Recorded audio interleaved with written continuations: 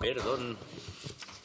Buenas tardes. Iniciamos esta comisión de investigación y procedemos a tramitar el orden del día consistente en la celebración de dos comparecencias. Y, en primer lugar, tenemos aquí hoy, le agradecemos su presencia, a don Ignacio Cabeza El Salvador, presidente de la Cámara de Comptos de Navarra.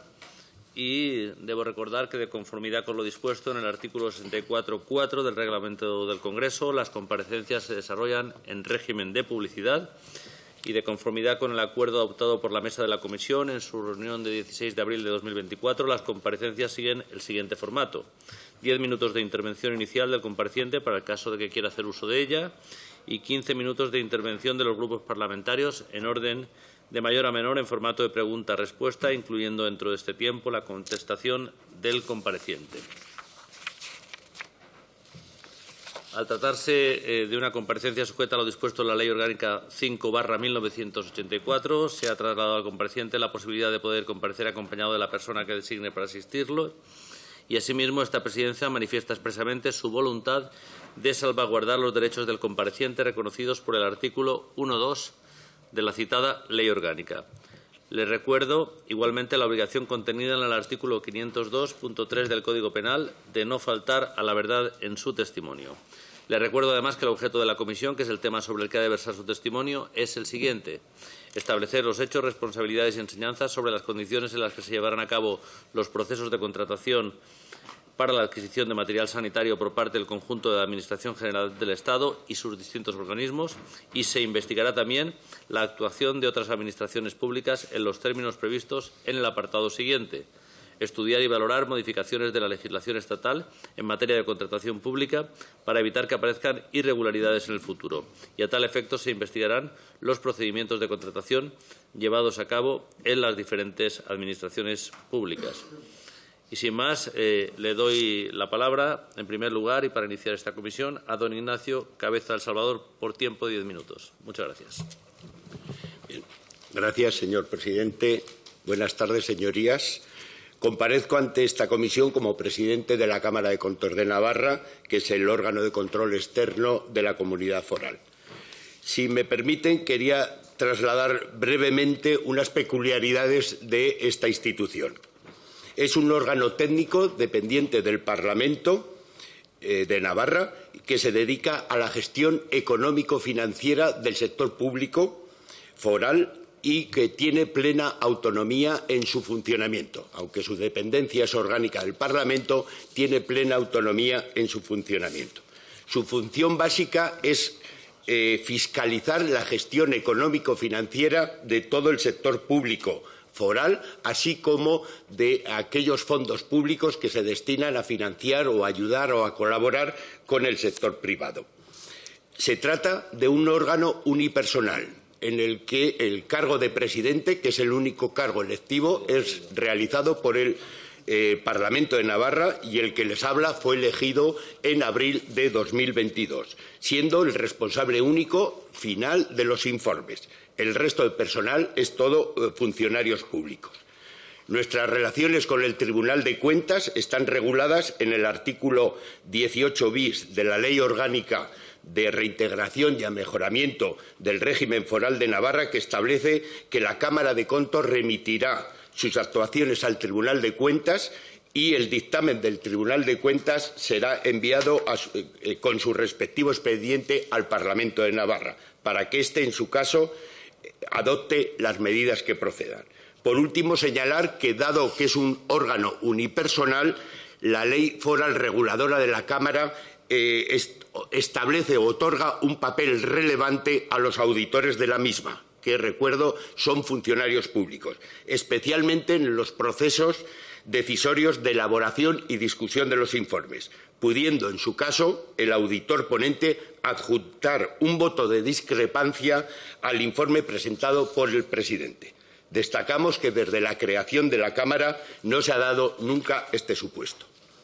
La Cámara de Comptos, al igual que el resto de entidades fiscalizadoras superiores, no es un órgano de lucha contra el fraude y la corrupción, ni es un tribunal de justicia. Actúa exclusivamente mediante la emisión de informes de fiscalización basado en las normas internacionales de auditoría pública. Dentro de estos procedimientos habituales de trabajo está el muestreo de expedientes. Estos informes son el resultado de un proceso de discusión técnica interna y externa y se cierran con un procedimiento contradictorio o periodo de alegaciones con el ente fiscalizado. Por tanto, solo esos informes reflejan la opinión y recomendaciones de la institución de control sobre el tema tratado, y es lo que hoy voy a trasladar a esta comisión y deseo que mis comentarios les facilite su labor de investigación. Entrando ya en la materia, conviene no olvidarnos del contexto en el que se elaboraron los informes que a continuación hablaremos. Declaración del estado de alarma, suspensión de la actividad no esencial, desabastecimiento de los equipos de protección individual, las EPIs, y demás material sanitario en todos los sectores, lo que provocó una tensión del mercado, un incremento muy relevante de los precios y una fuerte pugna por su adquisición en los mercados, fundamentalmente en los asiáticos. Ello obligó a las administraciones públicas a la búsqueda de canales seguros y fiables de abastecimiento de EPIs y demás equipamientos. Es importante, y yo creo que es de reconocer, el gran esfuerzo realizado por los empleados públicos en esos momentos. El derecho, como conjunto de principios y normas ante la situación generada por la pandemia, debió adaptarse rápidamente para buscar soluciones y excepcionar normas que no servían para dar una respuesta a una situación que no era para la que se dictaron. En este contexto, las administraciones públicas y, en concreto, la Administración de Navarra elaboró una serie de normas que regularon una serie de procedimientos fundamentalmente sobre procedimientos de contratación, suspensión de contratos, contratación de personal temporal, reincorporación de personal, contabilización y gestión presupuestaria, conciertos sociales, suspensión de plazos de periodo tributario, aplazamientos de deudas, ayudas a personas autónomas, etcétera, etcétera. Como normativa específica, Navarra cuenta con una ley foral de contratos del sector público, competencia recogida en la Lorazna de nuestra comunidad. Y en el artículo 140 de esa ley se establecen los expedientes de emergencia. Dado que esta regulación era muy general, por ley también de medidas urgentes para responder al impacto de las crisis sanitarias del coronavirus, se estableció un conjunto de medidas que básicamente se referían a que todos los contratos que se celebren para atender las necesidades derivadas del COVID se les aplicará la tramitación por emergencia, no siendo necesario realizar informe de justificación técnica o jurídica del carácter de emergencia de manera previa, si bien a posteriori sí debe elaborarse tales informes. El libramiento de los fondos necesarios para hacer frente a los gastos destinados a la COVID se realizará a justificar. Se habilita a los órganos de contratación a modificar los contratos existentes para adaptarse a las necesidades de la COVID.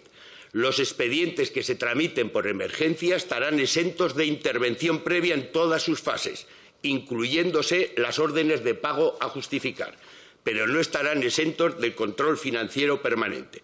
Teniendo en cuenta estas medidas, la Administración de Navarra tramitó la mayoría de los contratos celebrados por razón de la COVID por emergencia y, por tanto, sin fiscalización previa. A posteriori se han ido formalizando los expedientes con la consiguiente revisión por parte del Servicio de Intervención. En cuanto a los informes específicos publicados por la Cámara de Navarra sobre adquisición de productos sanitarios en la pandemia del COVID, señalamos que desde el inicio de la pandemia se consideró prioritario que la Cámara analizara los aspectos más relevantes de la gestión de la misma, por su repercusión económica como social. Se consideró como una área de especial riesgo. Al respecto, conviene señalar lo que afirma la Organización Internacional de Entidades Fiscalizadoras Superiores, INTOSAI, cuando advierte que la experiencia derivada de pandemias y desastres anteriores evidencia que las respuestas rápidas pueden producir mayores niveles de despilfarro, mala gestión y corrupción en un momento en que los recursos de los gobiernos están sometidos a una presión práctica inmediata. La Cámara publicó en su momento 2 informes sobre la gestión del COVID. El primer informe es gestión de la COVID por la Administración de la Comunidad Foral entre los periodos de marzo y diciembre de 2020. El segundo informe, acuerdo de colaboración y apoyo financiero para la adquisición de equipos de protección individual en la pandemia para pymes, micropymes y personal autónomo, firmado en diciembre del 22.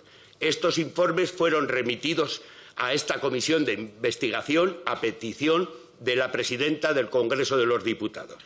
Complementariamente a estos informes, en los relativos a las cuentas generales de Navarra de los ejercicios 20, 21 y 22, se analizaron diversas actuaciones relacionadas con la COVID. Todos estos informes se remitieron al Parlamento de Navarra y al Tribunal de Cuentas y están a disposición de los ciudadanos en la página web de la institución. Sobre el primero de ellos, gestión del COVID por la Administración de la Comunidad Foral, marzo-diciembre de 2020, surge a petición de la Junta de Portavoces del Parlamento de Navarra, en el que se nos pedía un análisis sobre la eficacia, eficiencia y la legalidad de todos los procedimientos públicos de contratación de obras, suministros y servicios, así como la contratación de personal y las subvenciones vinculadas a la crisis del COVID-49. Nuestro objetivo era revisar, cuantificar esas cifras, a realizar una fiscalización de cumplimiento de legalidad y analizar la eficacia y eficiencia en aquellas contrataciones en las que se pudiera efectuar tal análisis. De las conclusiones del informe, exclusivamente como grandes cifras, en ese periodo, marzo a diciembre, la Comunidad Foral gastó 225 millones en gastos que fueron fundamentalmente en gastos por transferencia, gastos corrientes y gastos de personal. En materia de personal, por ejemplo, se contrataron temporalmente un total de 3.400 personas. En ese periodo, la Administración recibió del Estado transferencias por importe de 187 millones. En cuanto a la opinión de auditoría de legalidad, les transcribo lo que dice nuestro informe. En nuestra opinión, y teniendo en cuenta el alcance del trabajo realizado, la contratación de personal, de bienes corrientes y servicios e inversiones, así como las subvenciones relacionadas con la COVID en el periodo, resultan conformes en todos los aspectos significativos con la normativa aplicable de los fondos públicos, con una salvedad relativa a las ayudas a los autónomos. En cuanto a una conclusión final, señalamos que la Cámara de Contos considera que hasta la fecha de redacción de este informe la Administración de la Comunidad Foral ha gestionado de manera razonable la crisis sanitaria en lo referido a estas materias analizadas. Este informe, como todas las actuaciones, se remitió al Tribunal de Cuentas, el cual no detectó indicios de responsabilidad contable en el mismo. Sí que quiero destacar que, que los procedimientos normales de contratación, tanto de los productos químicos como de laboratorio como de consumos, no hay una concentración de proveedores. Se dividió este gasto entre 73 proveedores y un proveedor aglutina el 32% del gasto en materia de productos químicos y los otros están entre 71 proveedores respectivos. Señor Cabeza, debe ir finalizando. Sí, pues sí. Finalmente, en cuanto al acuerdo de colaboración y apoyo financiero con la adquisición de equipos de protección individual en la pandemia para pymes, micropymes y personal autónomo, decir que es un trabajo que se hizo a iniciativa de la Cámara de Contos, que es un convenio entre tres partes para facilitar equipos de protección, fundamentalmente mascarillas, trajes, etcétera, etcétera, a las empresas una vez que se suspende la actividad económica no esencial. En nuestra opinión, este contrato, este convenio, era loable en su finalidad, pero con deficiencias importantes en su diseño. Estas deficiencias se traducen fundamentalmente en que se basa en estimaciones de las empresas para su compra y en la bajada de precios de mascarillas, por lo que se provoca una existencia importante, relevante, de un stock de mascarillas sin utilizar. Igualmente se señala la insuficiente protección de los fondos públicos que intervenían en esa operación. No detectamos indicios de responsabilidad contable ni de ningún otro tipo de responsabilidades. No obstante, se remitió este informe al Tribunal de Cuentas. Muchas gracias por su atención y quedo a disposición de los señores parlamentarios y señoras parlamentarias para lo que consideren oportuno. Muchas gracias, señor Cabeza. A continuación comienza el turno de los grupos políticos. En primer lugar, con el Grupo Parlamentario Popular, con el señor Muñoz. Muchas gracias, señor presidente. Gracias, señor Cabeza, por su comparecencia. Usted ya ha dejado de manifiesto algo que ya sabemos todos, y es que la Cámara de Coptos depende del Parlamento de Navarra, responde ante él, hace los informes y los análisis de fiscalización del sector público foral, con independencia y sin perjuicio de que remita los informes correspondientes al Tribunal de Cuentas. Por lo tanto, lo que hace la Cámara de Coptos es colaborar y ser un instrumento indispensable para que el Parlamento de Navarra pueda ejercer adecuadamente su función de control económico-financiero sobre el Gobierno foral de Navarra. ¿Y por qué digo esto? Pues sencillamente para dejar de manifiesto una vez más que desde el Grupo Parlamentario Popular no compartimos en su momento el objeto de esta comisión, el extenderlo a las comunidades autónomas, ni entendemos tampoco, con el debido respeto, y estamos encantados de que usted esté aquí, pero desde el punto de vista institucional no entendemos la necesidad de su comparecencia como presidente de la Cámara de Coptos, igual que la del resto de los OCEX a los que se ha llamado. Y básicamente por dos motivos. En primer lugar, porque, como ha dicho el dictamen del Consejo de Estado 202/2019, y es algo que comparten, por ejemplo, la catedrática Rosario García Mamut, incluso el exministro socialista, hoy eurodiputado Juan Fernando López Aguilar, atendiendo al principio de autonomía para la gestión de sus respectivos intereses, los municipios y las comunidades autónomas no pueden ser objeto de control político por parte de las comisiones de investigación del Congreso y del Senado. Ese es el primer motivo por el cual no entendemos por qué está usted aquí. Pero además, en segundo lugar, porque los informes de la Cámara de Coptos, como el de todas las cámaras de cuentas autonómicas, están colgados en la web institucional, son informes públicos, son conocidos, no hay nada nuevo que descubrir en su comparecencia y, por lo tanto, creo que estaríamos ante lo que sería más propio de una comisión de estudio que no una comisión de investigación con este formato concreto que tenemos. De hecho, si lo que se quiere es sacar ciertas lecturas de lo que pasó en las comunidades autónomas, con coger todos estos informes en un grupito de trabajo de 3 o 4 personas, hacer un resumen de cuáles son las conclusiones y recomendaciones, esta comisión, con el objeto que han incluido, desde luego sobraba.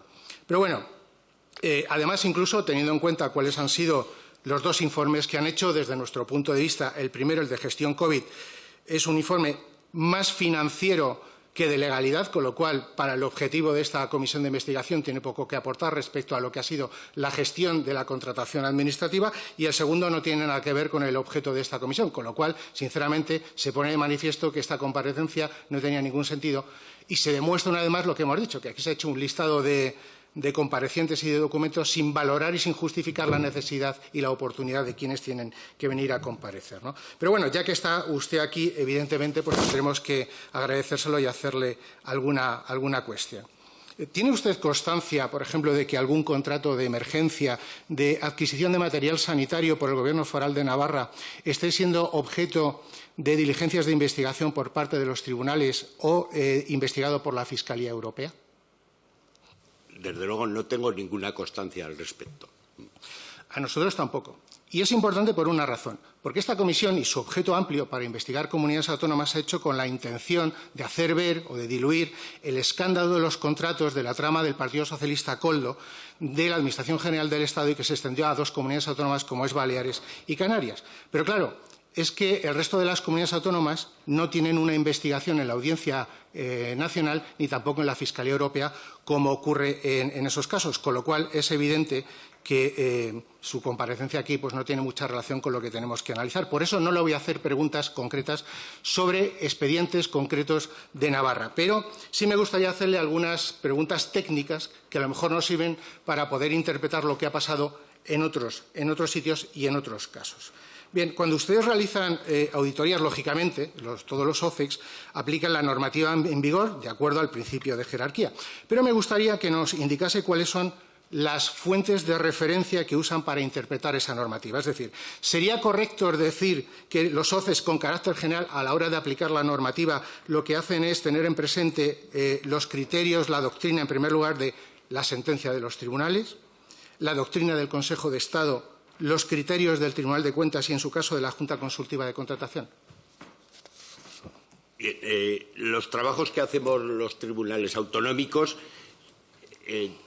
se refieren fundamentalmente, se orientan fundamentalmente a las normas internacionales de auditoría pública como el marco general de nuestra actuación en cuanto al formato de los informes, las pruebas que tenemos que realizar, los procedimientos de auditoría que tenemos que realizar, etcétera, etcétera. A partir de ahí ya aplicamos en cada caso la normativa concreta legal que sujeta esa operación que es objeto de revisión. Y esa normativa puede ser, desde luego, foral, en nuestro caso, por el ámbito de las competencias que tenemos, estatal, los consejos consultivos o los tribunales de contratación pública, etcétera, etcétera. Pero el marco general lo da las normas internacionales de auditoría que están adaptadas a España por el Tribunal de Cuentas y la Asociación de Tribunales Autonómicos de España. Además de los criterios de sentencias, etcétera, otro tipo de doctrina, creo que los OCECs, de acuerdo a esas normativas internacionales, también tienen una especie de principios y de guías de cumplimiento de legalidad, como puede ser la ISAIES 400, la 300 o la GPF OCES 4001. ¿Es eso correcto? Es correcto. Es decir, se hizo una adaptación general por el Tribunal de Cuentas y por los OCEs de la ISAIES 100, que es de principios fundamentales de auditoría pública, la 200 sobre auditoría financiera, la 300 sobre auditoría operativa y la 400 sobre cumplimiento. Y aparte, los OCEs hemos ido elaborando guías prácticas de fiscalización en los ámbitos de auditoría financiera, operativa, cumplimiento y de sistemas informáticos. De acuerdo a esos principios, a esas guías, los incumplimientos de legalidad pueden ser poco significativos o graves y muy significativos. En materia de contratación, en concreto, los incumplimientos leves podrían ser defectos formales. Por ejemplo, no publicar la formalización de un contrato. Un incumplimiento significativo sería, por ejemplo, la no aplicación correcta de criterios de adjudicación, con lo cual ustedes tendrían que marcar determinadas salvedades en el informe. Y, por último, los incumplimientos graves son aquellos en los que en un contrato se incumplen principios generales, incumplimientos que son causa de nulidad o la adjudicación del contrato a quien no era el mejor postor. ¿Eso es correcto? Correcto, totalmente. Bien. El artículo 65 de la Ley de Contratos del Sector Público, no sé hasta qué punto se aplica en Navarra, pero lo mismo tiene una disposición similar, establece que para contratar con el sector público solamente se puede hacer cuando tengas plena capacidad de obrar, no puedes estar incurso en prohibición de contratar y además se tiene que acreditar la solvencia económica, financiera y técnica. Estos son en Navarra también, igual que en la legislación estatal, requisitos básicos materiales y no solo formales. Evidentemente, son requisitos básicos.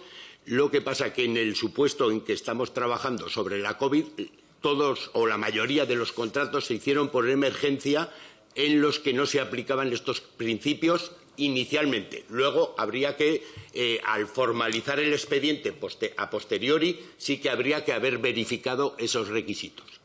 Bien, el dictamen del Consejo de Estado 221/2021 sobre contratos COVID, por cierto, dijo expresamente que incluso en los supuestos de contratación de emergencia, la Administración no queda relevada de la obligación de verificar el cumplimiento por los contratistas de los requisitos básicos de la Ley de Contratos del Estado para garantizar su capacidad y solvencia, así como valorar la relación de su actividad con el objeto del contrato. Esta previsión del Consejo de Estado, además, viene recogido en el informe del Tribunal de Cuentas de 20 de diciembre del año 2023. Y quiero recordar que el artículo 39 de la Ley de Contratos del Estado dice que serán nulos los contratos en los que el contratista carezca de solvencia económica, financiera y técnica. Por lo tanto, si un contrato no se ha comprobado la solvencia ni antes ni después. Y encima resulta que tiene defectos y además se demuestra que esa empresa no tenía solvencia, ¿se consideraría un incumplimiento grave? ¿Se debe considerar un contrato nulo? Yo hablo a nivel de auditor, no a nivel de tribunal de justicia. Entonces, no a nivel de auditor sería un incumplimiento grave, evidente. Pero repito que estamos en contratos que previamente fueron de emergencia y que posteriormente había que haberlos formalizado y haber cumplido esos requisitos que usted ha señalado. Bien, es verdad que la emergencia lo que hace es excepcionar la exigencia de determinados requisitos formales durante lo que es la preparación del contrato, incluso hasta el proceso de formalización, pero no en su ejecución. Una vez que está ejecutado, está en fase de ejecución, ya no hay motivo para no hacer los controles correspondientes porque la emergencia se aplica para la necesidad de poder recibir el servicio o el suministro correspondiente, ¿no? En este sentido, las circunstancias o condiciones, por ejemplo, de una prórroga o, por ejemplo, un informe técnico que determina la idoneidad o no de un suministro entregado, ¿forma o no forma parte del expediente? Considero que debería formar. Vamos.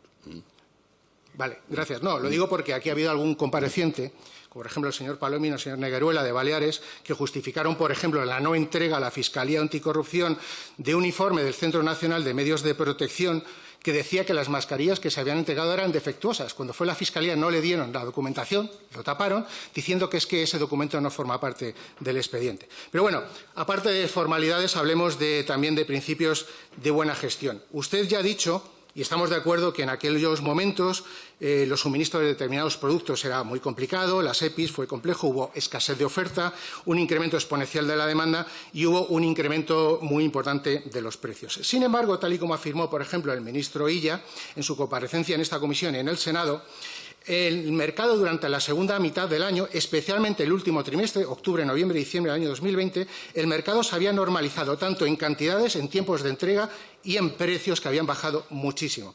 Bien, esa es la explicación que dio el ministro para justificar que el contrato marco que hicieron en 2.500 millones de euros no saliese adelante porque las comunidades autónomas ya no necesitaban ese material que habían hecho. Bueno, pues en ese escenario imagínese que se contrata en abril del año 2020, cuando efectivamente hay problemas, la adquisición de mascarillas FFP2 para uso hospitalario. Precio, 2,4 euros cada mascarilla. Bien, la empresa no cumple y buena parte de lo que entrega son mascarillas defectuosas que tienen un nivel de filtrado muy inferior. Abril del año 2020. Sin embargo, la administración correspondiente, en vez de resolver el contrato y decir, oiga, yo no me quedo con estas mascarillas, 8 meses después, es decir, noviembre del año 2020, decide quedarse con esas mascarillas, que las califica como quirúrgicas, no como FFP2, y decide pagarlas al precio de abril.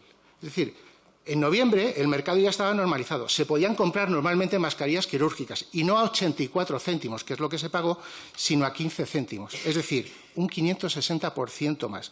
¿Eso es un ejemplo de buena ejecución, de buena ejecución administrativa y económica? Es decir, ¿no hubiese sido mucho más racional, lógico, incluso legal, resolver la parte del contrato correspondiente, no pagar a la empresa ese precio por mascarillas que no se habían pedido y si de verdad se querían mascarillas quirúrgicas, teniendo en cuenta que el precio había bajado y que el mercado estaba normalizado, haber hecho un nuevo contrato al precio que existía en ese momento? Perdone, pero desconozco ese expediente y con lo cual no puedo opinar de algo que desconozco. Hombre, yo lo entiendo, pero evidentemente yo supongo que como un órgano de fiscalización sonará raro o en un informe usted pondría, oiga, esto que pasen 8 meses sin que se haga nada y que se pague a mes de abril mascarillas que en el mes de noviembre y diciembre valían un 500% menos, hombre, yo creo que le llamaría la atención, ¿no? Como poco. Siento, pero le digo lo que le he comentado. Bueno, lo entiendo. Que desconozco el fondo de ese expediente para poder opinar. Bueno, lo entiendo, señor Cabeza. Es decir, evidentemente, pues no conoce el caso concreto y no quiere entrar en el fondo. Una última pregunta. Respecto a los certificados de buena ejecución, es decir, de cumplimiento de un contrato. Estos son unos instrumentos que se utilizan para acreditar la solvencia técnica en una licitación. Es decir, esto cuando alguien quiere presentarse a otro contrato para justificar que tiene solvencia técnica, pide en contratos anteriores un certificado que acredita que ha cumplido adecuadamente el contrato que se le había dado. Es decir, esto no es un documento que da así cualquiera y tal. Además, el responsable de ese certificado es el responsable del contrato.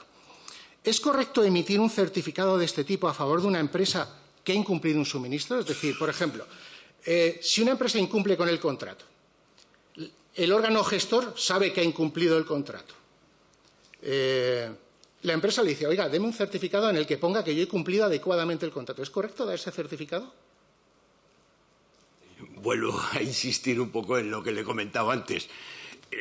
En principio no es nuestros supuestos, no es el pronunciamiento de la Cámara sobre esa cuestión porque no se nos ha planteado, entonces no puedo dar una respuesta como debe, con rigor técnico y adecuado a las circunstancias.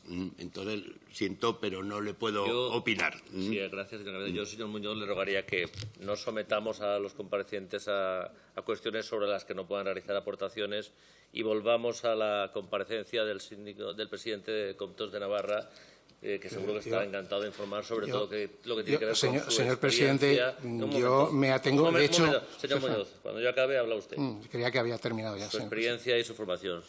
Sí, señor Muñoz. No, disculpe, yo pensaba, señor presidente, en primer lugar, que había cierta flexibilidad para hacer preguntas. Ha habido esa flexibilidad en comparecencias anteriores y además yo no estoy haciendo preguntas sobre casos concretos, estoy estableciendo hipótesis que a alguien en un organismo técnico creo que podría responderlas completamente, aunque yo entienda que no quiera responderlas porque no le corresponde, pero evidentemente podría responderlas perfectamente porque yo no estoy preguntando por un caso concreto, sino que estoy haciendo hipótesis. Es decir, el presidente de la Cámara de Coptos no tiene por qué conocer el caso, pero ante lo que es la naturaleza de un certificado de cumplimiento no hace falta entrar en el caso. En cualquier caso, señor presidente, he terminado mi intervención. Muchas gracias. Gracias, señor Cabeza. Gracias, señor Muñoz. No, yo creo que es importante que intentemos no someter a los comparecientes a exámenes de carácter jurídico y procedimental y si aquellas cuestiones que son objeto de su procedimiento y, por tanto, para eso estamos aquí. Volvemos a la comparecencia del presidente de Comptos de Navarra. Tiene la palabra el portavoz del Grupo Socialista, el señor González. Gracias, señor presidente. Muy buenas tardes y bienvenido al señor don Ignacio Cabeza de El Salvador.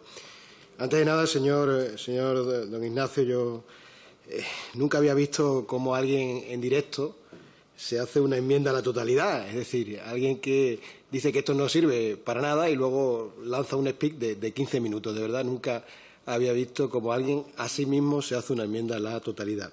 Miren, la pasada semana, el ministro de Política Territorial y presidente que fue de Canarias nos transmitió cómo la cooperación entre el Gobierno de España y las diferentes comunidades autónomas fue un éxito para combatir la pandemia.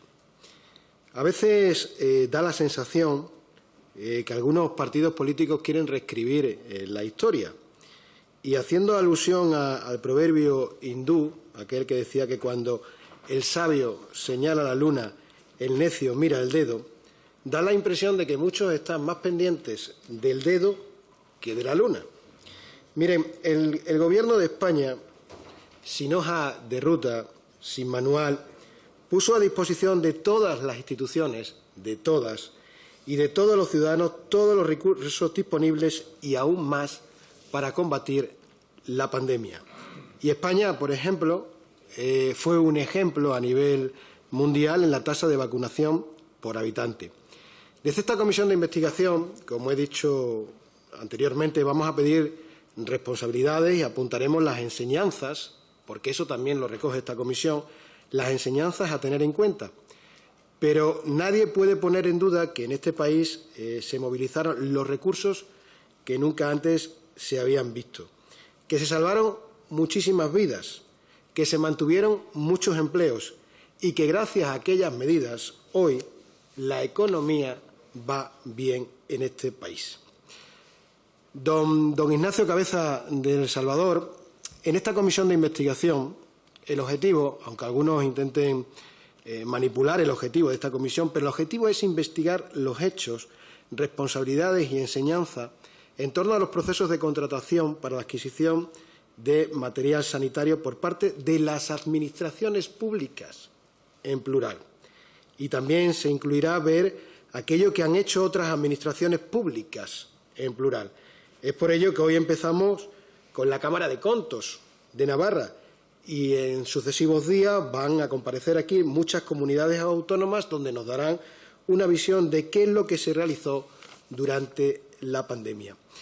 De todos los contratos realizados, y aunque luego podemos hablar de más generalidades, pero yo quería empezar, señor Cabeza, con uno del cual la propia Cámara emitió un informe específico y usted hoy lo ha mencionado, que es el acuerdo de colaboración financiera para la adquisición de EPIs en la pandemia para pymes, micropymes y personal autónomo. Y como digo, por ahí quiero empezar porque sé y he estudiado que hubo una comparecencia en el Parlamento navarro y que hubo cierto revuelo. Por tanto, mi primera pregunta sería ¿por qué se adoptó la decisión por parte de la Cámara de realizar un informe de fiscalización sobre el acuerdo y cuál era su objetivo?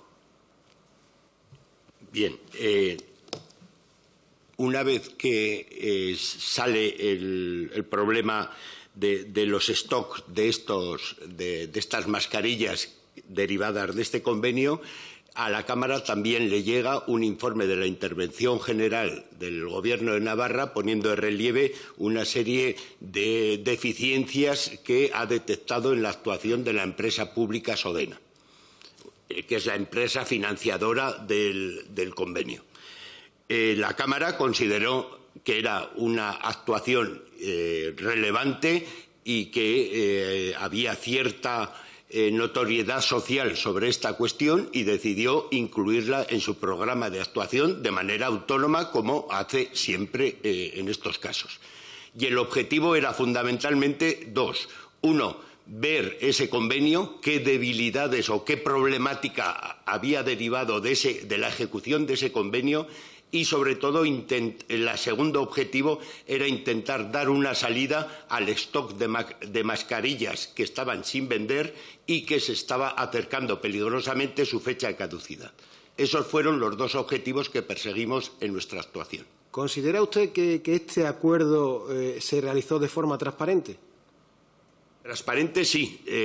Lo único que critica la Cámara, y así viene en el informe, que su construcción jurídica presenta importantes debilidades. ¿Y durante la tramitación recibió usted algún tipo de injerencia antes o durante, como digo, la realización del informe de fiscalización? Por supuesto, yo creo que en Navarra está la sana costumbre de respetar las competencias y las responsabilidades de cada uno de los órganos y, por supuesto, tajantemente no tuve ninguna injerencia.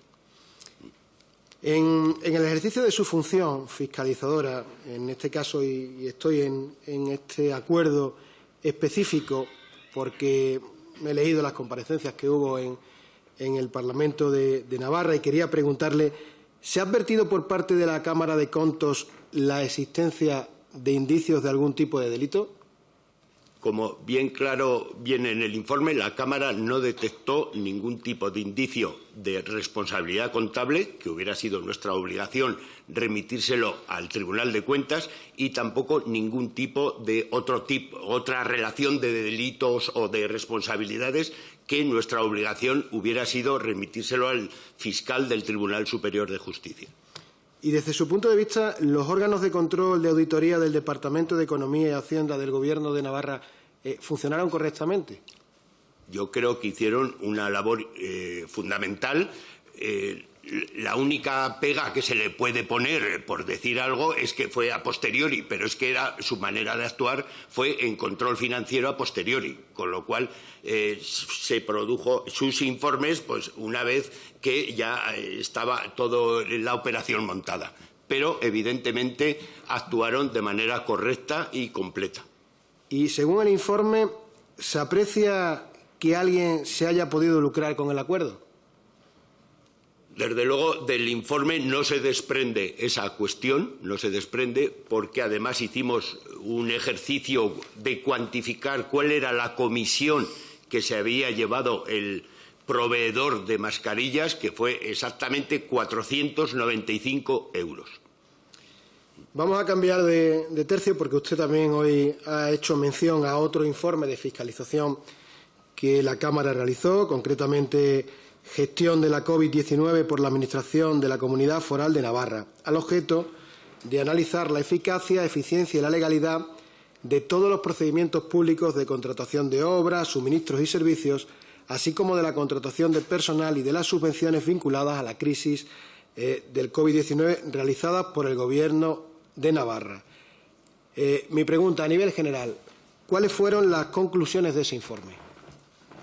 Las conclusiones se recogen fundamentalmente en la opinión de cumplimiento de legalidad, donde se manifiesta que, en términos generales, la Administración cumplió las normas en materia de contratación de personal, de compras y suministros, en inversiones y en concesión de subvenciones, con una salvedad relativa a la verificación del cumplimiento de los requisitos por parte de unos beneficiarios de subvenciones que no se plasmó adecuadamente en las reglas de concesión de esas subvenciones. Y en el ejercicio de su función fiscalizadora del informe citado, ¿se ha advertido por parte de la Cámara de Contos la existencia de indicios de algún tipo de delito? No se apreció ninguno, pero, repito, como siempre, los informes de la Cámara de Contos se remiten al Tribunal de Cuentas, que es el órgano responsable de analizar el posible existencia de indicios de responsabilidad de esa naturaleza. Hasta la fecha no tenemos constancia de que se haya operado ningún indicio de esta naturaleza. Mire, señor Cabeza, voy a ir concluyendo. Durante la pandemia, como he dicho antes, las administraciones públicas de este país tuvieron que realizar miles de contratos.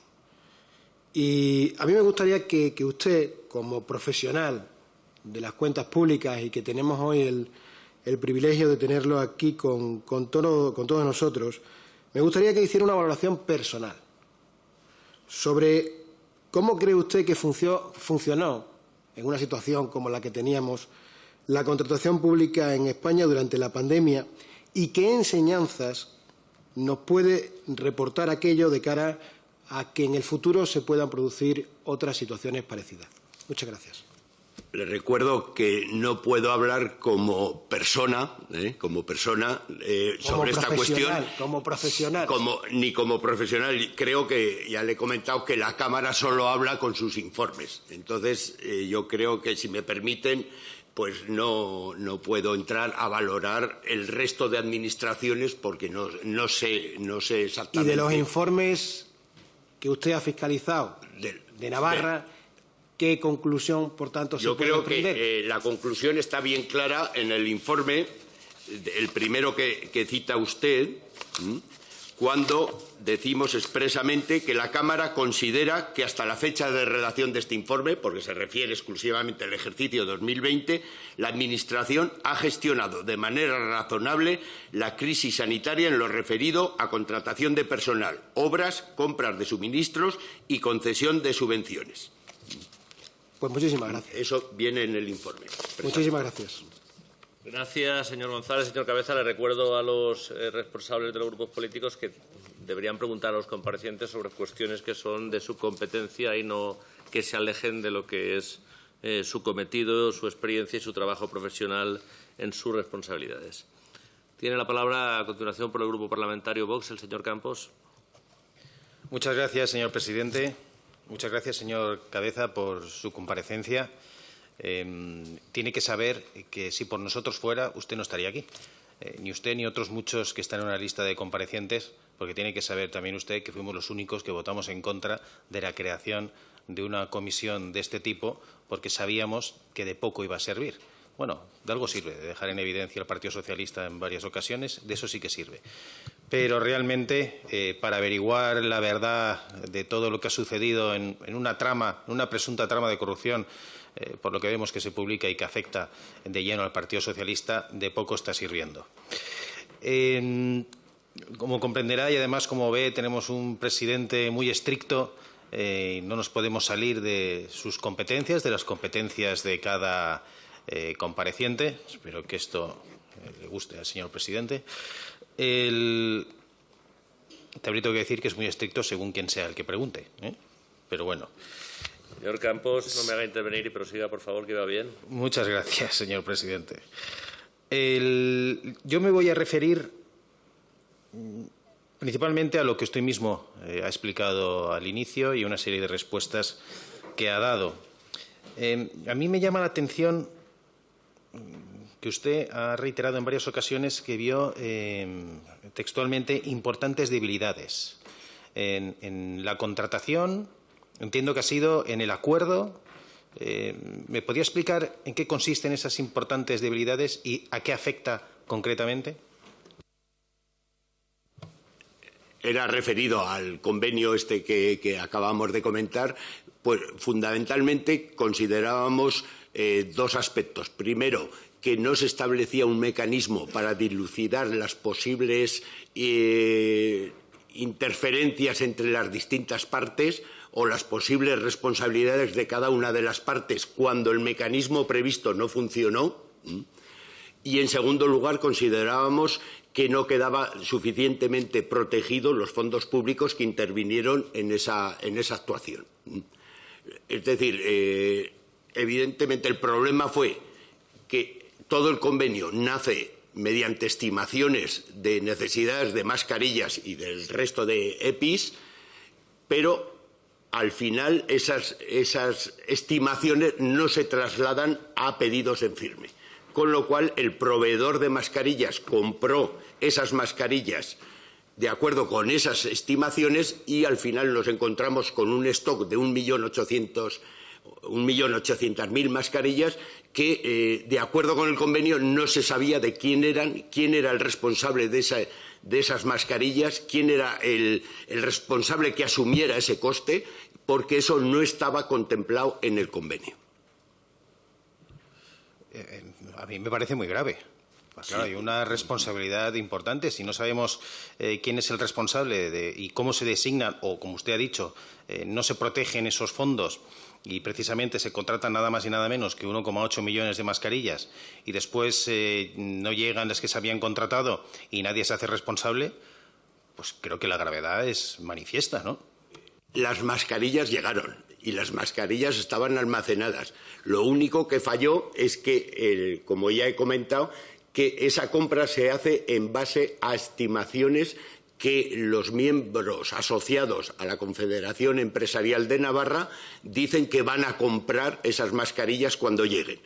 Posteriormente no se materializa esa compra y se queda el proveedor con esas mascarillas almacenadas.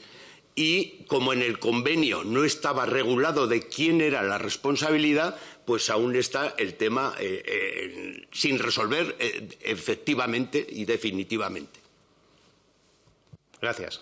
Me parece gravísimo, entiéndalo. Y todo lo que tenga que ver con fondos públicos me parece más grave todavía. Usted, de todas formas, ha dicho que no veía responsabilidad contable ni responsabilidad penal. Usted declaró en enero de 2023 que, además, una judicialización sería perjudicial, ¿no? ¿Por qué sería perjudicial? En ese momento sería perjudicial por la fecha próxima de caducidad. Había que buscar una solución urgente y por la vía judicial posiblemente esa urgencia pues no hubiera llegado. Por eso declaramos en el informe que la judicialización del proceso no iba a impedir que esas mascarillas se caducaran. Por eso buscábamos que hubiera una solución entre las partes para intentar darle salida a ese producto que estaban ahí almacenados y sin solución en principio. Era exclusivamente, no quería en ningún momento la Cámara quería limitar la actuación judicial como posiblemente se está ahora iniciando por una parte. Claro, pero fíjese, claro, si en aquel momento se dijo que no se judicialice porque si no se corre el riesgo de que caduquen. Pero al mismo tiempo hay importantes debilidades en el acuerdo. Llegan unas mascarillas que no son las que se tenían que utilizar y por eso se almacenan. A nuestro modo de ver sí que hay un importante perjuicio porque además es que esas mascarillas caducaron. O sea, eso que preveían ustedes, no lo vamos a judicializar para que se les dé salida cuanto antes, pero al final tampoco se les dio salida. Sí, se les dio salida. La Confederación Empresarial de Navarra donó esas mascarillas a una ONG de Venezuela. Ah, esto no lo sabía yo. Sí, bien. O sea, 1,7 millones de mascarillas se donaron a Venezuela. A Venezuela. Lo único que le quiero decir que esas mascarillas, que en teoría nos costaron 1.800.000 euros, si no recuerdo mal las cifras, en el momento, en octubre del 2022, esas mascarillas tenían un valor de mercado de 125.000 euros. En octubre de 2022 tenían un valor de mercado de 125.000 euros. Y porque esas mascarillas se compran en el momento de máxima tensión de precio, que un año o año y medio después, lógicamente, el precio ya no es el que se compró. ¿Y nos puede recordar el precio por el que se compró? Sí, un momento. Sí, sí.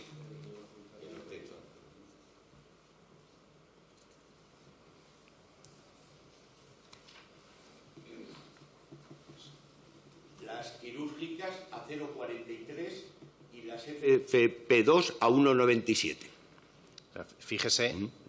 Pero claro, repito que es en el momento de plena desabastecimiento. Claro, pero fíjese en las pérdidas y lo que es una nefasta gestión. 1,7 millones de mascarillas que se compran al precio que usted ha dado y que después se donan o sea, no se recupera nada. Y el valor ya era de 125.000 euros. Son mascarillas que no se pudieron utilizar para lo que en teoría se tenía que utilizar, con lo cual la gestión es bastante deficiente. Y eso de que no hayan responsabilidades contables o penales, bueno, eso habría que verlo. Nosotros tampoco lo tenemos claro.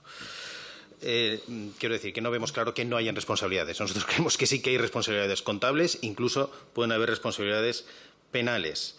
Señor Cabeza, la última pregunta.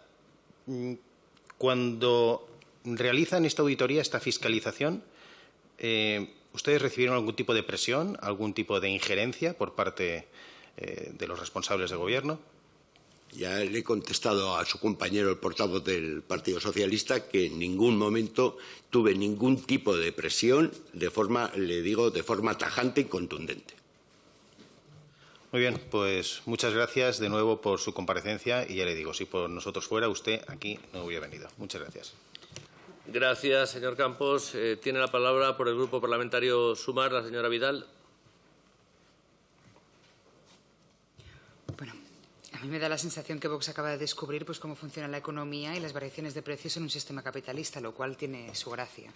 Pero por si quieren ahondar en ello, cuando no se regulan los precios, pues efectivamente el mercado opera sin ningún tipo de corazón ni tampoco, en este caso, pues de voluntad de cooperar, por decirlo así, pues con los estados diversos en una situación de emergencia.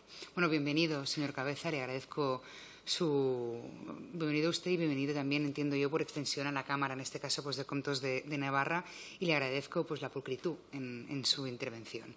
Empezaba usted, y no quiero que pase desapercibido, haciendo una loa a los empleados públicos. No quiero que pase desapercibido y quería al menos pues recordarlo para que esté también pues en el acta de esta comisión. Usted describía la gestión como razonable. Y yo me preguntaba si es un término que lo emplea pues por esta voluntad expresa precisamente de ser pulcro en lo técnico o por si hay algún tipo de duda detrás de esta voluntad de expresar la gestión.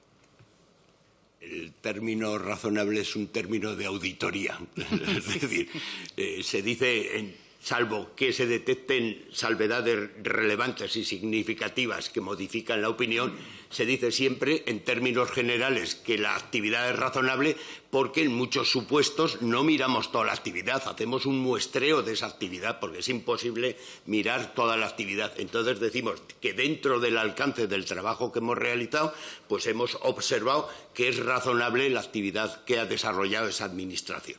Se lo pregunto porque a veces entre auditorías o política pues el uso de los términos cambia y la voluntad de interpretar también. Y me parecía importante que aclarara usted este hecho. Al inicio ha hecho usted referencia a un voto discrepante en torno al informe y me gustaría que pudiera explicar un poco esa cuestión. No, lo que he hecho referencia es que en la norma de la Cámara de Contos, dado el carácter unipersonal de este organismo, pues hay un contrapeso que son los auditores, que son funcionarios públicos, que en su caso el auditor ponente puede presentar un voto de discrepancia al informe que el presidente presenta al Parlamento. Perfecto. Exclusivamente en ese sentido, que es contemplado en nuestra norma. Es una peculiaridad específica de la Cámara de Contos. Ha mencionado usted también las decenas de proveedores que recibieron, o que recurrió más bien, el Gobierno de Navarra en las fechas señaladas de esta comisión. Y yo le quería volver a preguntar también si tiene usted como presidente o bien la propia Cámara de Contos algún tipo de indicio de adjudicación irregular. Creo que lo ha dejado claro, pero me gustaría que... En principio, en lo que nosotros vimos, no ha habido ningún procedimiento que manifiestamente fuera para considerarlo como irregular. Usted ha aludido también a algunas deficiencias en el diseño, incluso luego ha hablado de deficiencias jurídicas. Me gustaría que ahondara un poco más en esta cuestión.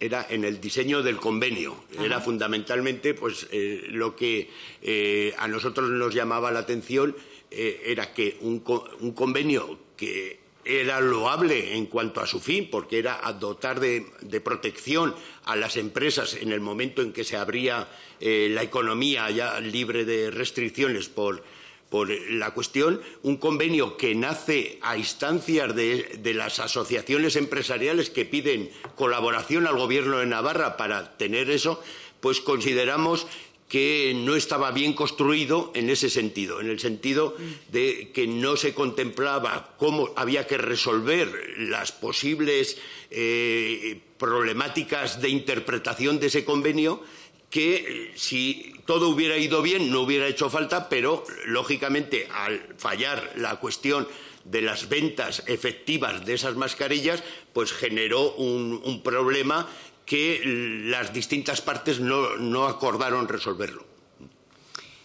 Ahora precisamente también hablaba, en este caso, de la protección de los recursos públicos. ¿Cree usted que esta falta de protección ha podido tener que ver básicamente con la relación del contexto de emergencia, la escasez de materiales y la subida de precios a los que usted hacía referencia, de hecho, cuando ha empezado la intervención? ¿Cree que puede tener relación? Hombre, en el contexto que nos estábamos moviendo en esas fechas, que yo creo que es importante situarnos donde estábamos. Es decir, ahora verlo desde este momento es totalmente diferente a verlo en ese momento. Consideramos que se actuó de una manera razonable, si me permite utilizar nuevamente la expresión, y que en el caso de múltiples proveedores, pues eran prácticamente proveedores habituales del Servicio Navarro de Salud, que ya tenían una cierta garantía, y que en nuestro caso, pues salvo el tema del convenio que hemos concretado, no hubo mayores problemas en la gestión de todas las adquisiciones. Gracias. Y le quería preguntar también, en base a sus funciones y en este caso a la propia Cámara de Contos, de prepararnos en una situación que pudiera ser parecida o semejante, en este caso a la que vivimos, ¿qué cambios o mejoras desde su perspectiva, desde sus competencias, cree usted que deberíamos atender?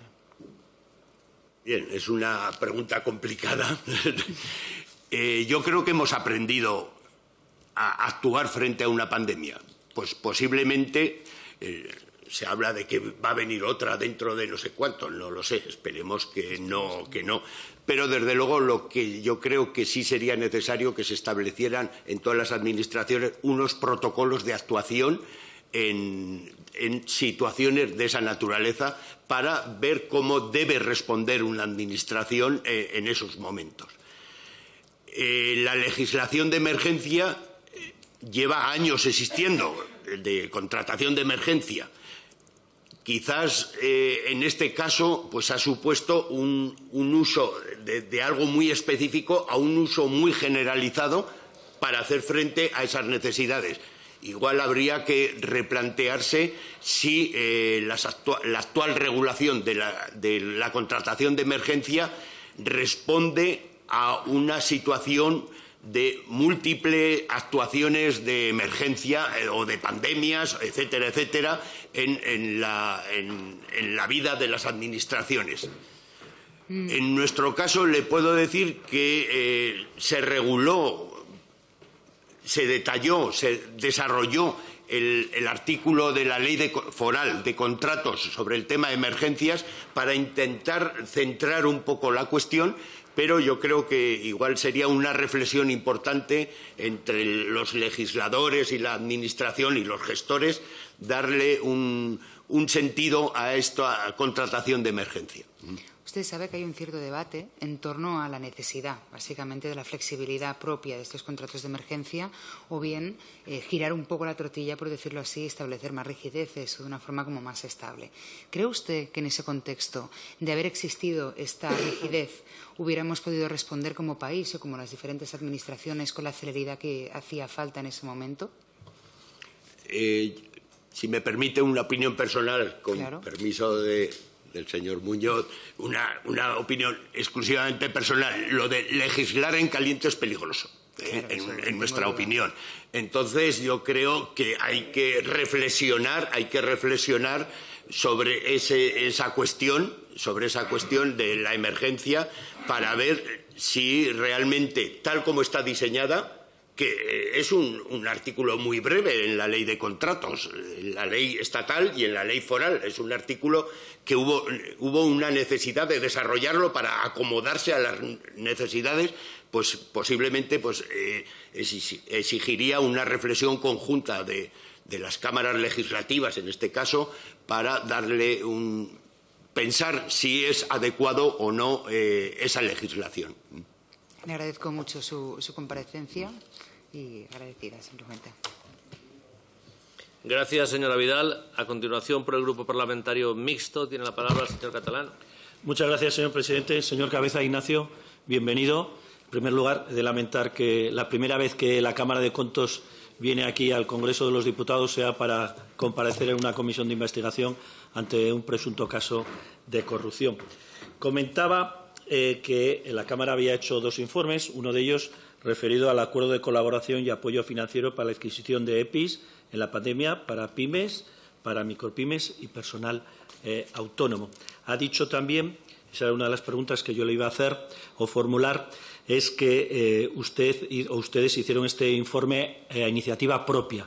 Un informe que, por cierto, era sobre un acuerdo que habían firmado tres partes, la Sociedad Pública Sodena, la Confederación de Empresarios de Navarra y una empresa concreta, Albin Medical, y que ha supuesto prácticamente una pérdida de casi 2 millones de euros.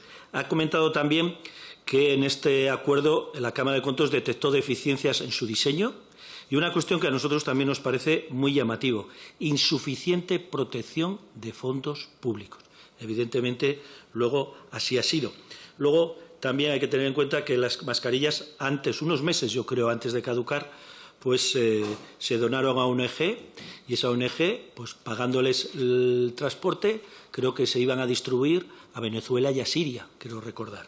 Pues bueno, una vez que ustedes iban a realizar el informe, ¿le comentó alguien de la Dirección General de Intervención del Gobierno de Navarra a usted o a alguno de los auditores de la Cámara, antes de mandarle toda la documentación, que existía una nota informe de un letrado que avisaba de posibles indicios penales en la operación que iba a analizar?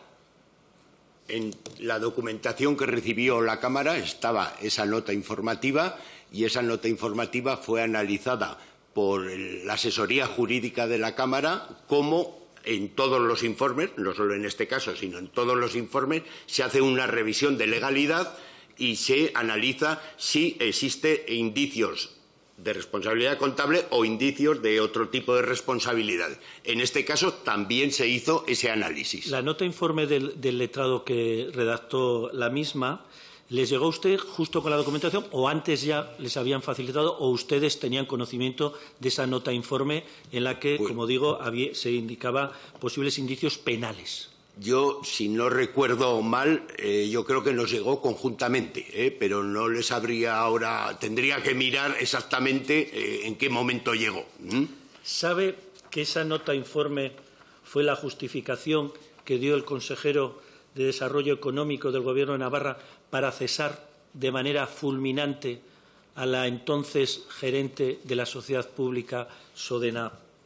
Sé lo que es noticia de prensa. O sea, que sí. Sí, noticia de prensa, como cualquier ciudadano, pues me enteré de esa noticia a través de la prensa, sí. ¿Sabe usted cuáles eran esos indicios de delito que venían en la nota de prensa? Venían, si no recuerdo mal, venían varias sentencias del Tribunal de Cuentas sobre responsabilidades contables que, de acuerdo con los servicios jurídicos, no eran aplicables al caso. Una vez que ustedes hicieron el informe, como ha dicho, lo remitieron al Tribunal de Cuentas. ¿Lo enviaron haciendo referencia a que había habido un aviso de un posible delito? No, porque nuestros servicios jurídicos dijeron que no, que no había. Pero, no obstante, siempre se le manda al Tribunal de Cuentas, que es el que tiene la última palabra en este tema. ¿Pero no le mandaron la nota que venía en la documentación? No, porque no le mandamos más que el informe, no le mandamos documentación, no le mandamos Pero ante nunca. una situación tan grave y que un letrado del Gobierno de Navarra diga que puede haber indicios penales, ¿no hubiese sido más correcto hacer una advertencia, sobre todo abordando una cuestión con la que estamos hablando? Son fondos públicos, porque una puede ser el criterio que tenga el letrado de la Cámara de Contos y otro puede ser el criterio que tenga el propio letrado del Gobierno de Navarra. El protocolo que tenemos con el Tribunal de Cuentas es nuestra remisión exclusivamente de los informes. ¿Sabe usted si el Tribunal de Cuentas ha analizado ya el informe que le remitieron desde la Cámara de Contos? No me consta expresamente, pero sí sabemos que no ha abierto expediente de diligencias previas. No ha abierto. ¿No llamó la atención a la Cámara de Contos que el Departamento de Salud se saliese de ese acuerdo y buscase otro suministrador alternativo para conseguir material sanitario? ¿No es un poco llamativo? Es una de las cuestiones que planteamos en nuestro informe. Pues se intentó por las partes que los sobrantes de esas mascarillas, pudieran ser adquiridos por el Departamento, el Servicio Navarro de Salud, el Departamento de Salud, en una serie de requisitos. Pero yo creo que ahí lo que primó en salud es que no eran mascarillas para uso sanitario, eran mascarillas para uso económico en empresa. Con lo cual, las necesidades del Servicio Navarro de Salud no se cubrían con esas mascarillas. A tal manera que hay varios informes de la Oficina Española y del Servicio Navarro de Protección en el que se dice que esas mascarillas no pueden ser de uso sanitario. Exclusivamente pueden ser utilizadas por particulares, etcétera, etcétera, pero no tenían la condición para ser utilizadas en el ámbito sanitario. Bueno. Por cierto, hablando de mascarillas... Le puedo confirmar los estudios, etcétera, porque si no el señor presidente luego me llamará la atención y prefiero que no. Por cierto, hablando de mascarillas y el Departamento de Salud, ¿ha fiscalizado la Cámara de Contos el expediente por el que se adquiere material sanitario por parte del Departamento de Salud y también del Departamento de Economía, ya no solamente salud, sino también economía, con la empresa Eficol? Sí, fue uno de los expedientes que se analizaron en el primer informe, tanto el que comenta del Departamento de Salud como el de Presidencia o el de Hacienda. Sobre el primero de los informes, ya ponemos de relieve en el informe que había una discrepancia de la intervención general, del interventor delegado del departamento, y que en el momento en que se hizo el informe estaba pendiente de resolución ese reparo por parte de la intervención general. O sea, que hubo por parte de intervención también alguna serie de reparos con el contrasto de Eficol. ¿Es así? Sí. Y con el tema de Sodena tampoco hubo ninguna... ¿Con el tema? Perdón. Con el acuerdo de Sodena y la Confederación de Empresarios. Hubo, como era un acuerdo a posteriori, porque era de una empresa pública, en este caso no era intervención delegada, se hizo un informe de control financiero, lo único que se hace siempre al año siguiente. Que en los dos casos... En los dos casos se puso de relieve pues lo que recogemos que tenía en el informe. Sí. Eso es. ¿No le parece extraño que se siga manteniendo un contrato cuando el mismo es modificado con una alteración de criterio que, como dice la intervención del Gobierno, resultó determinante para la evaluación de la oferta presentada? Me estoy refiriendo al de FICOL. El de FICOL, el del departamento. Nosotros nos limitamos en ese momento a reflejar la actuación del departamento y la actuación del interventor, que, repito, estaba pendiente de resolución porque el propio departamento había alegado al reparo del interventor, el delegado, y estábamos pendientes de la resolución del interventor general. O sea, que al interventor lo que le llamaba la atención es que un contrato en el que se iba a suministrar por parte de una empresa, por cierto, que hasta entonces hacía grifos de cervecería, es así, ¿no? Hacía grifos de cervecería. No sé a qué se dedicaba, pero no era decir, pero no era. Pues ya le digo yo. Y que, claro, el contrato estaba para hacer fabricadas aquí en España. Y, sin embargo, al final no acabaron fabricándose en España. Y, sin embargo, se pagaron como si se hubiesen fabricado aquí en España. Desde luego, el reparo del interventor iba perfectamente en esa línea que usted manifiesta. Vale. Y, finalmente, ¿qué seguimiento ha realizado la Cámara de Contos de los expedientes que se tramitaron de manera urgente de emergencia y que, tras las primeras decisiones, debieran ser formalizados? ¿Ha hecho un seguimiento? ¿Sabe sí. qué porcentaje? ¿Un 100, Estamos un 10, un 40, haciendo, un 100? ya he comentado que en todos los informes de las cuentas generales estamos haciendo un seguimiento sobre la formalización de esos expedientes y en el último de 2022, que salió a finales de 2023, quedaban pendientes en torno a 38 millones de euros en formalizar contrato. 38 millones formalizan contrato todavía pendiente. Todavía pendiente en el Departamento de Salud, hablo. Vale. Lo único, habitualmente preguntamos por qué. Pues normalmente lo que se nos plantea es que el día a día pues, de la actividad pues, implica pues, cosas que ya no son urgentes, pues irlas aplazando poco a poco e ir poco a poco cubriendo esas necesidades. Se ha hecho una evolución, el 21-22, muy relevante de esa formalización de expedientes. Pero, repito, que aún faltan 38 en finales de 2022. O sea, de 21, ninguno ya, todos formalizados, ¿o quedan? Sí. No, son todos de la época de emergencia.